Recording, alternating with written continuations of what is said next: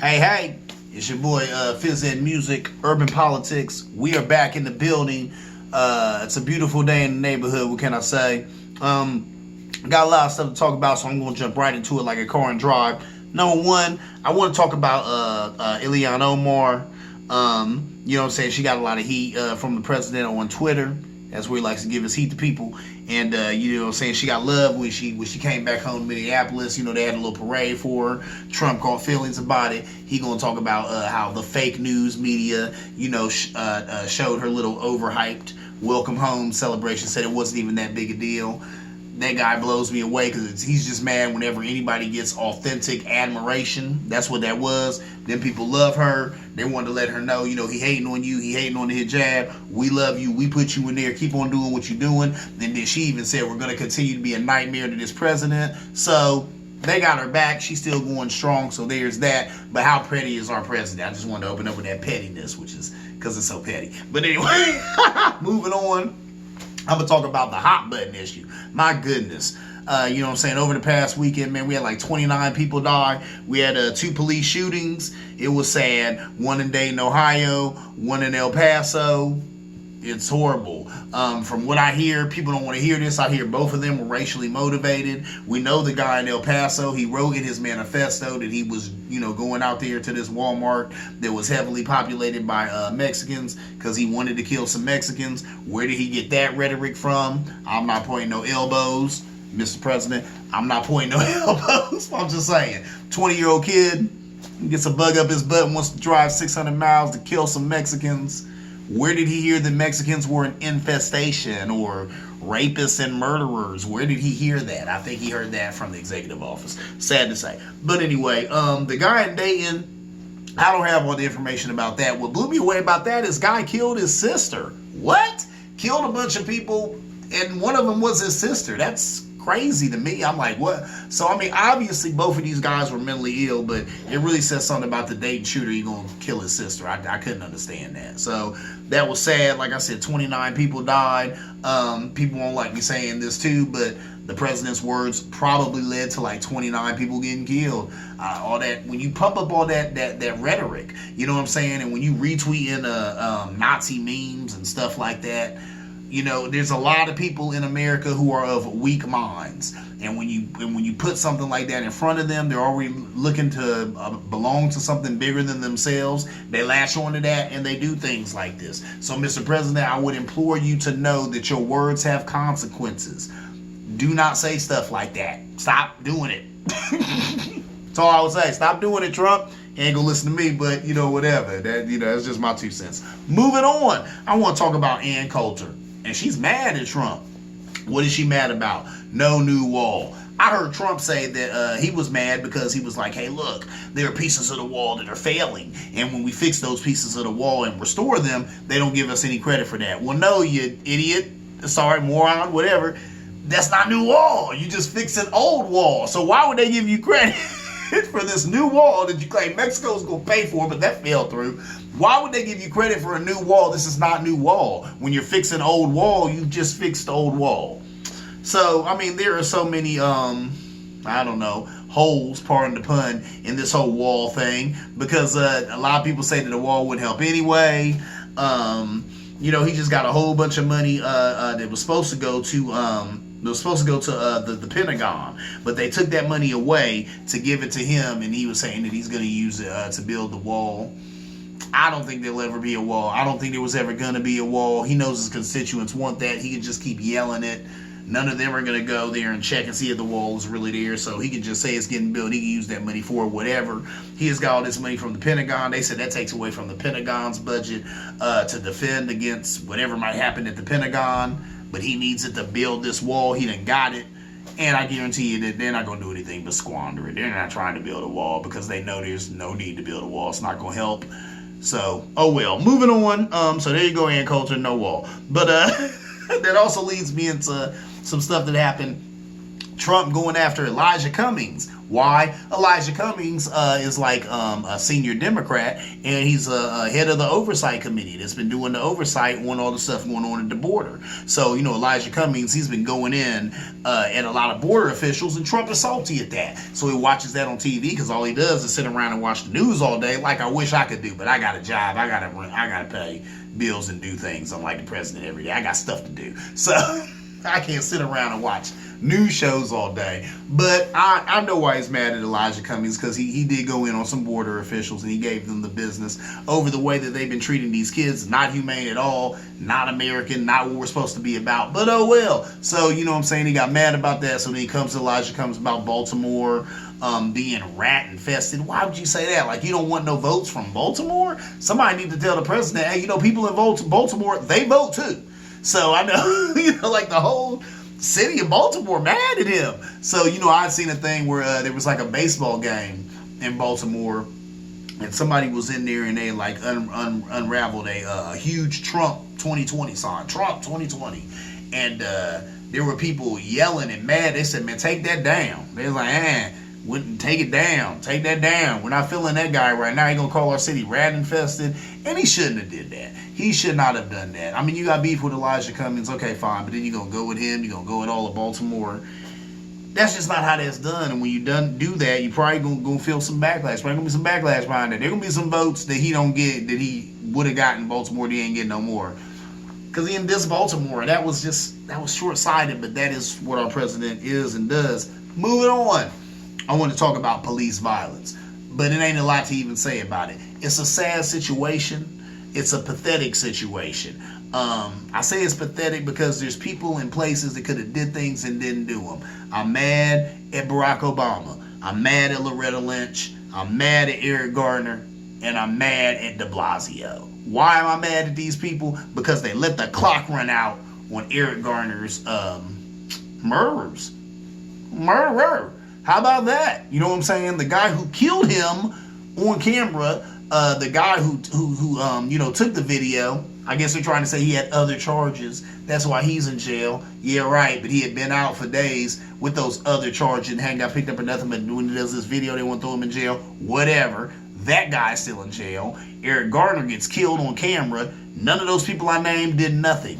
And Sean King, that's my dude, he even said that a lot of them came on the Tom Joyner show and some of those other shows and talked about how they were going to get justice for the Garner family. You know, I guess he had said that Obama said, I will get it before I leave office. He left office. The clock done ran out. They ain't got no justice. I'm disappointed with all them people. And a lot of you know, if you watch the show or you know, keep up with my politics, Barack Obama, you know, is one of my favorite people. He was anyway, definitely in politics. But these days, that really, man, that just leaves a bad taste in my mouth. That really lets me down. But I'm going to tell you, it's like anything else. Years ago, a professor told a friend of mine, said, the longer you study politics, the more and more you're going to become an independent.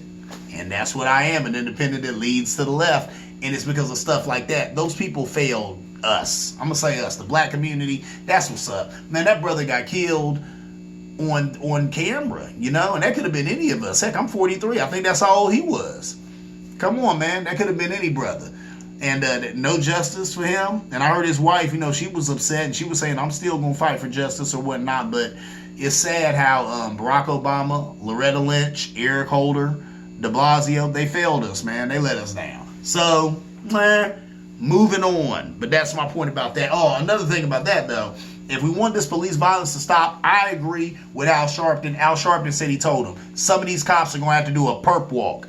For those of you who have the great life or whatever to not know what a perp walk is, that's when the police come and get you. They put you in cuffs and people get to watch them walk you to the car and then walk you to the jailhouse. That's what needs to happen. Some of these cops need to be held accountable. If they're held accountable, we will stop seeing them just shooting black males willy-nilly because they know that they'll go to court and come up with charges and end up sitting in the very cell that they didn't probably put a bunch of people in under false charges anyway. Moving on, that was my caveat. I should throw that in. But I'm just saying, you know what I'm saying? They need to do a perp walk. We'll get rid of some of this. All right, moving on. I'm going to talk about Jeffrey Epstein. Kills himself in prison. Wow. I don't know about that. I'm going to tell you something. Did he have reasons to kill? Hold on. Let me take a sip of that fine beverage. That right there is Guinness. That's one of the best beers you can get in the hood. But listen, did he have a reason to kill himself? Sure he did. Sure he did. I mean, man, you know what I'm saying? He was never going to see the light of day. This guy had been, you know what I'm saying, involved in all types of little, the sex ring or whatever. They said he had the pedophile plane with the pedophile island and all that other stuff, messing with young girls, bad stuff. But he also knew a lot of rich guys, and he also had a lot of rich guys who had flew on that plane and had kicked it with him. And people know that. He knows that. There was a lot of them he could implicate. So it's interesting to me how the guy's in jail and then he just kills himself. There's a lot of people who really did not want him talking any more than he already has. A lot of powerful people. So I wonder about that. You know what I'm saying? I wonder about that. But hey, they said he hung himself. I'm going to believe the media. If that's what they tell me, I'm going to believe that. But I wonder what happened with that, because that's interesting. There's a guy by the name of Ben Folds. He's a good artist, man. He's got good stuff, great stuff. He's an alternative artist, I guess I'd say. I got hit to him through listening to CD 102.5, and that's what they play, alternative rock. So he's an alternative artist, I would say. I've sampled some of his stuff for some of the music I've done back in the day. He's just really, really good. He did a song, Moscow Mitch. If you have a chance, go check it out. Mitch McConnell, he hates that nickname, whatever. He's earned it. You know, all this legislation has come up to try and stop the Russians from meddling in our elections. And he won't bring any of it to the floor. He won't let a vote on any of it. There's a reason for that. Probably because he's in bed with Russia. So now he's earned the nickname Moscow Mitch. He don't like it, but you got to hear this song that Ben Folds did. Like he said, it's kind of in the same flow as Tequila. Like he said, you know, it's just a bunch of music. There's like Tequila. Da, da, da, da, da, da. So he does a thing, and it's like Moscow Mitch. You got to hear that song. So go to YouTube after this video and check that out. Ben Folds, Moscow Mitch. That is hilarious. That is a good song. Let's talk about the crisis at the border. There's always been a crisis at the border. How about that? How about them apples? People want to hear, always been a crisis at the border. When Obama was president, there was a crisis at the border. He didn't know what to do about a bunch of illegal people wanting to come in the border too. Now, hear tell, from things that I've read or whatever and reports I've seen, they had said that, you know, the Obama administration, they had a pretty good relationship with the media, but that was purposeful. They said when he first got in there, he had a meeting with the media and he asked them to, you know, take it easy on them. He kind of buttered them up, wanted to be friends with them. But they said the Obama administration would still get upset because there were times that they felt like the media got the story wrong, whatever. But he made sure to make friends with the media, which was just a smart move for him as a president. Because at the end of the day, the media is telling the story and they can paint you as a good guy or paint you as a bad guy. They can paint you administration as looking out for people, or they can paint you administration as not looking out for people and not being about the people. So there you go. Obama was smart enough to make sure to talk to some of these guys who run CNN, who run MSNBC, who run these other networks and say, hey, look, let's be friends. You know, let's all be friends. So that was smart. So there's that. Like it's always been a crisis at the border. Obama, he was the porter in chief. He deported a lot of people. But like I said, he was cool with the media, so they didn't play it up like they're playing it up now with Trump. Another thing with Trump, you know, Obama did it humane. He did the catch and release. Trump talked stuff about that, but that was a humane way to do it. And they said 97% of the people who were released would come to trial because that's the only way to get citizenship, to where Trump is detaining people and splitting them up from their children as a deterrent for them to come over here. That's bad. That's inhumane. Nobody likes that. So see, that's the differences there. And I'm not going to lie. It does, like I said, it hinges on the media because the media does not like Trump. He's called them the enemy of the people. So, of course, they make sure any negative news they got about him, boom, it's going to be negative. So there's that. So that's what's sad. Been a crisis at the border, but until Congress gets together and stops kicking the can down the road and comes together with a path to citizenship, we're going to keep having this. Congress has to do their job. They have to do their job. You know, and a lot of presidents, they throw it in the lap of Congress. I'm throwing it in the lap of Congress. It's their job. They're the ones who have to come up with this legislation, and then he just yays or nays at the president. So come up with it, man. Do your job and get these people a lot, because a lot of these people, I see these immigrants, they just want a better way of life. I mean, they're trying to escape drugs and violence, some of them. So, you know what I'm saying, man? Let's go ahead and let that go. You know what I'm saying? I mean, geez, make a way for these people to come into America and get in on this American dream. It's just a dream anyway. Anyway. Moving on. I was tripping off of this. I read an article where they're talking about, kids don't want to be doctors and lawyers anymore. They want to be YouTube stars. That blew me away. But then I started thinking about it, and I was like, well, that blows me away because I'm 43, and I don't come from a world where that was a real job. But that is a real job these days. I've seen a special about some 16-year-old kid who won the Fortnite championship. $3 million. At 16 years old, he won $3 million. It was funny, man. This kid's father was getting it in the stands. I said, I guess so. Your 16-year-old son just won $3 million playing a video game. But he won, I don't even know the kid's name, but he won the Fortnite championship, and he's going home $3 million richer. That's a job. Yeah, he done made more money than I'm making. Now, I done worked real hard since 16. You know what I'm saying? He had 1 or 2 or 3 good days. He came up $3 million. So that's definitely a job. I can understand why kids are like, hey man, I can just come up with my own show and just do a little vlog about politics and get paid. I don't have to go out here and work for somebody. You see what I'm saying? Anyway, moving on. There's a lady from Pakistan who owns a restaurant in Birmingham. And Brian Kilmeade, maybe you'll know who he is. He's on Fox and Friends. He's supposed to be like performing at a place, that's by her restaurant. And I guess she's closed for that day. She was closed for that day. This was the 10th. I think today is the 11th. That was yesterday. It was Saturday. That's a busy day. She could have did some real good business, closed her doors because he was performing, next door or something like that. And she did not want to feed anybody who digs that guy, anybody who gets into his stuff. Now, I do not agree with Brian Kilmeade at all. Fox and Friends, come on. I'll watch that for 2, 3, 4, 5, 6 minutes until I just get heated and I can't take it no more. And I throw something at the TV, or I turn it before I throw something at the TV and break my TV.